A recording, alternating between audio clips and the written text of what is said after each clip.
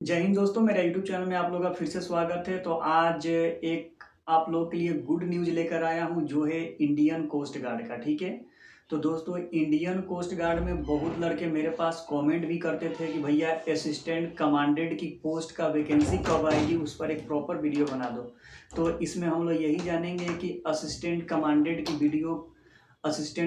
की जो वैकेंसी है वो आ चुकी है और कौन कौन से ब्रांचेस के लिए आई है। तो असिस्टेंट कमांडेंट जीडी के लिए आई है, असिस्टेंट कमांडेंट लॉ के लिए यानी जो लड़के एलएलबी किए हैं उनके लिए आई है, और जो लड़के बीटेक मैकेनिकल से, इलेक्ट्रिकल से, इलेक्ट्रॉनिक से किए हुए हैं या नेवल आर्किटेक्चर से किए हैं उनके लिए भी वैकेंसी आई हुई है। और ये जो वैकेंसी है वो ग्रेड ए यानी गेजेटेड ऑफिसर के लिए है। तो ये बहुत ही हाई रैंक की वैकेंसी है। अगर इसमें आपकी जॉब लग जाती है तो समझो कि आपका फ्यूचर बन जाएगा। और ये शॉर्ट टाइम के लिए जॉब है, यानी SSA है, शॉर्ट सर्विस अपॉइंटमेंट है, जिसमें आपकी जॉब 8 साल एक्सटेंड करके 10 साल और एक्सटेंड आप कराओगे तो 14 साल तक सी सर्विस कर सकते हो, यानी जॉब कर सकते हो।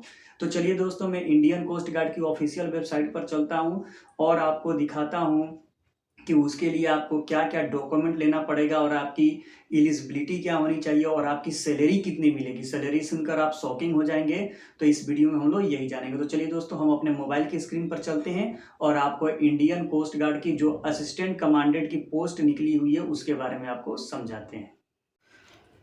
तो जैसा कि दोस्तों मैं अपने मोबाइल की स्क्रीन पर आ चुका हूं और मैं आपको नोटिफिकेशन लाइव दिखाता हूं। जनरली आपको अपने गूगल में चला जाना है और जाकर वहां पर जनरली आपको टाइप कर देना है सरकारीरिजल्ट.com। ठीक है, टाइप कर देना है सरकारीरिजल्ट.com, जो आ जाएगा आपके सामने ऑफिशियल वेबसाइट सरकारीरिजल्ट.com की।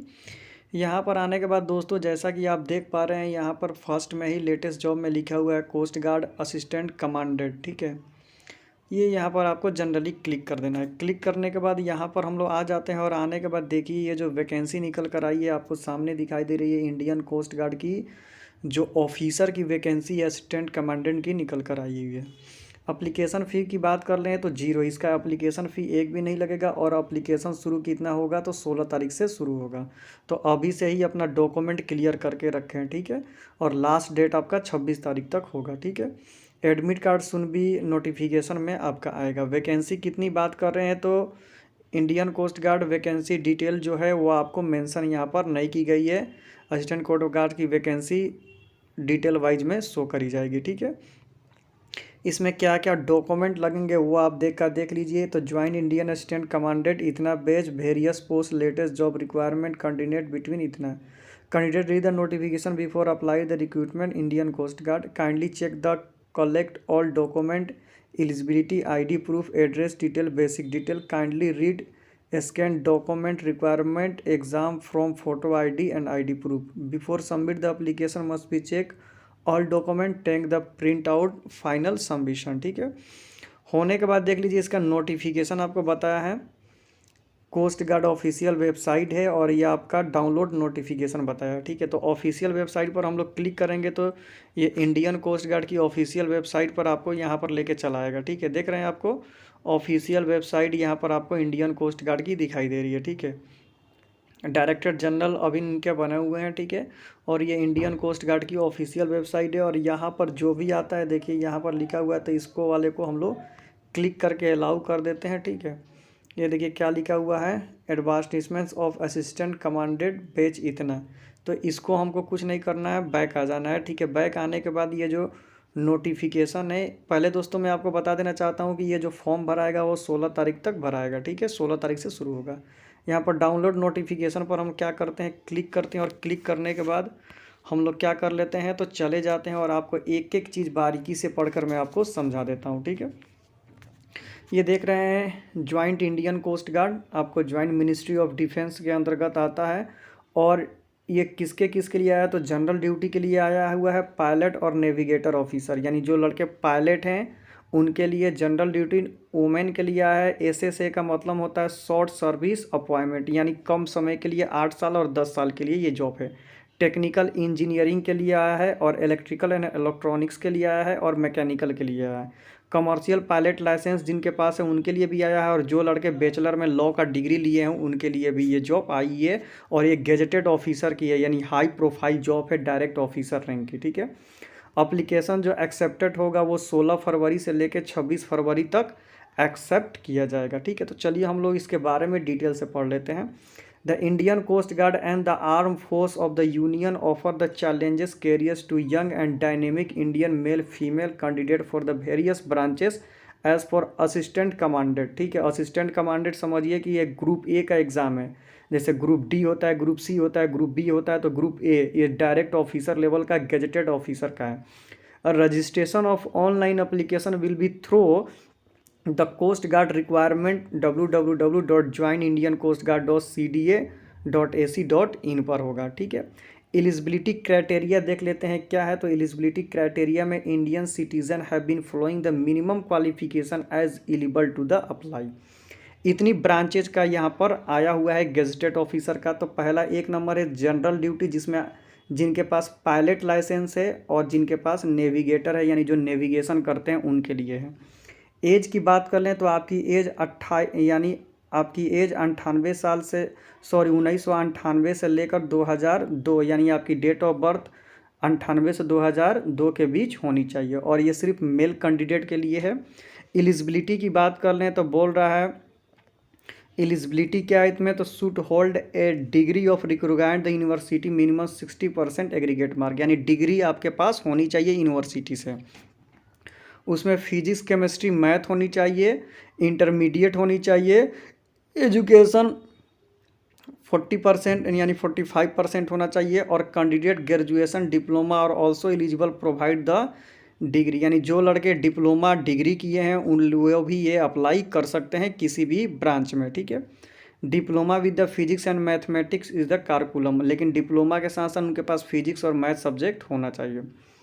जनरल ड्यूटी वोमेन के लिए है। शॉर्ट सर्विस अपॉइंटमेंट का मतलब हुआ कि 8 साल, इसको आप बढ़ाकर 10 साल भी कर सकते हैं और बढ़ा के 14 साल कर सकते हैं, यानी ये 14 साल की टोटल जॉब है ऑफिसर रैंक की। मैं आपको बताऊंगा इसका भी एज वही बोला है, लेकिन ये सिर्फ फीमेल कैंडिडेट ही क्या कर सकती हैं, तो भर सकती हैं। ठीक है, नंबर सी जो आया है कॉमर्शियल पायलट लाइसेंस, जिनके पास कॉमर्शियल पायलट लाइसेंस है वही इसको फिलअप कर सकते हैं। उनकी एज 98 उनका डेट ऑफ बर्थ 2098 से, यानी 1998 से 2004 के बीच होनी चाहिए, मेल और फीमेल दोनों। यानी जो पायलट कैंडिडेट है, यानी जिन्होंने कॉमर्शियल पायलट की ट्रेनिंग ली है, वो डायरेक्ट इसमें जा सकते हैं।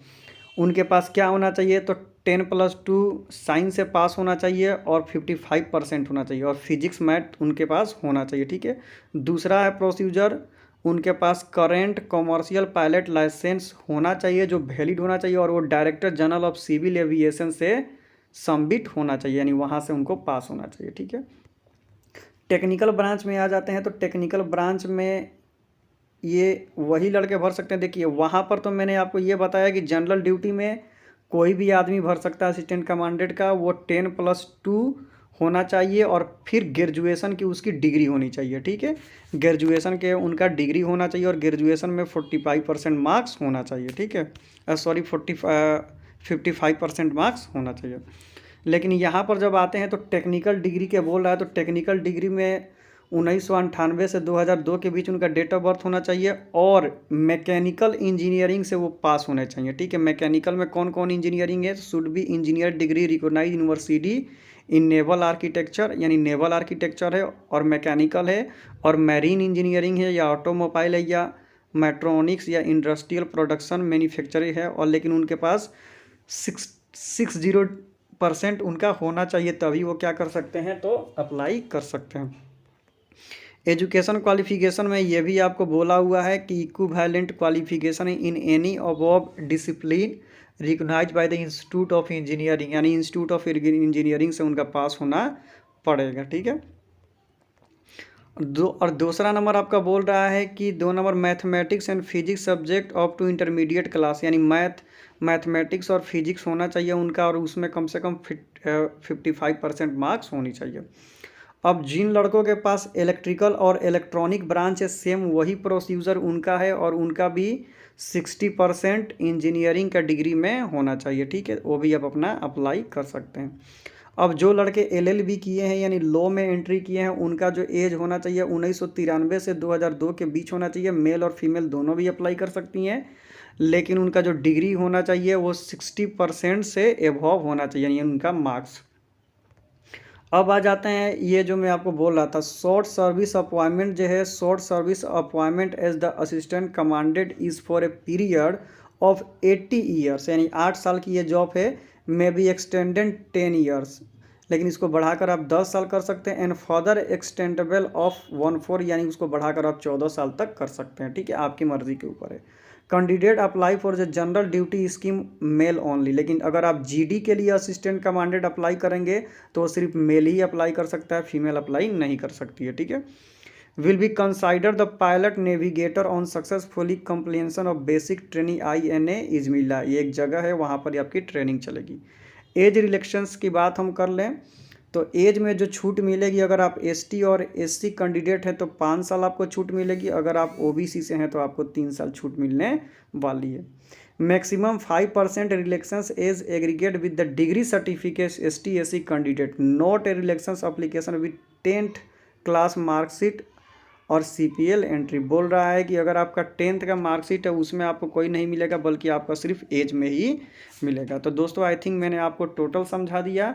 अगर कोई दिक्कत हो, और बहुत लड़के अब ये पूछेंगे कि कौन कौन से डॉक्यूमेंट प्रिपेयर करके रखना है, तो इसमें डॉक्यूमेंट में आप अपना डोमिसाइल सर्टिफिकेट और अपना OBC सर्टिफिकेट, जो लड़के जिस कास्ट से हैं उस कास्ट का सर्टिफिकेट उनके पास होना चाहिए, और जितने भी इसमें सर्टिफिकेट मेंशन है सबका ओरिजिनल होना चाहिए, ठीक है। तो चलिए आई थिंक मैंने आपको सब समझा दिया, तो थैंक यू।